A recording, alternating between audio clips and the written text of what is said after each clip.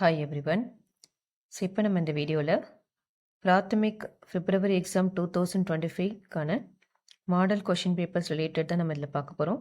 So actually இதில் இந்த model question papers பார்த்தீங்கன்னா உங்களுக்கு அந்த டிஸ்கிரிப்ஷன் பாக்ஸில் லிங்க்காக நான் அட்டாச் பண்ணியிருக்கேன். டோட்டலாக 5 மாடல் கொஷின் பேப்பர்ஸ் இதில் உங்களுக்கு இருக்குது. ஸோ இந்த 5 மாடல் கொஷின் பேப்பர்ஸுமே நீங்கள் தரவு பண்ணாலே எக்ஸாம்ஸ் ஈஸி நீங்கள் கிளியர் பண்ணிடலாம். ஸோ இது வரைக்கும் படிக்காமல் இருந்தீங்கனாலும் இந்த மாடல் கொஷின் பேப்பரில் நீங்கள் ஒரு மாடல் கொஷின் பேப்பர் நீங்கள் ரைட் பண்ணாலே ஈஸியாக அதில் கிளியர் பண்ணிட முடியும். ஏன்னா பிராத்மிக்கில் பார்த்தீங்கன்னா உங்களுக்கு ரோமன் லெட்டர் வைஸ் சாய்ஸுமே இருக்குது. ஸோ ஈஸியாகவே நீங்கள் கிளியர் பண்ணிடலாம். அண்ட் தென் இது பேப்பர் பார்த்தீங்கன்னா உங்களுக்கு டைமிங் 2.5 hours மார்னிங் இருக்கும் 10 to 12:30. ஸோ சண்டே தான் எக்ஸாம் உங்களுக்கு கண்டக்ட் பண்ணுவாங்க. ஸோ இந்த எக்ஸாம் இன்னும் அப்ளை பண்ணாமல் இருந்தீங்க அப்படின்னா இன்னுமே டைம் இருக்குது. January 6th வரைக்கும் உங்களுக்கு டைம் எக்ஸ்டெண்ட் பண்ணியிருக்காங்க.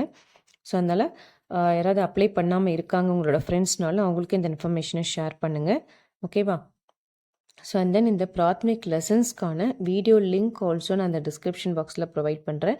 ஸோ உங்களுக்கு லெசன்ஸ்க்கான மீனிங்ஸ் ஏதாவது தெரியலனாலும் அதை ரெஃபர் பண்ணி நீங்கள் படிச்சுக்கலாம்.